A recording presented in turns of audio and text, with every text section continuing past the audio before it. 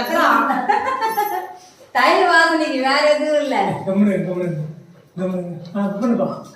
அம்மா சாப்பிட்டு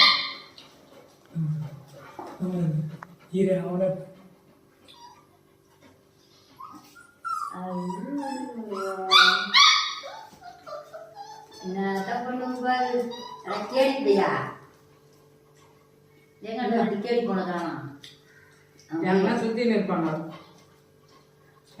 இரு இரு உனக்கு கறி சாதம் விடுறேன். ஆமா இருயா இந்த பையனோட ஐஸ்வர்யம் வாசனை கண்டுபிடிச்சிட்டாமா. மூளையில பட்டுந்தான்.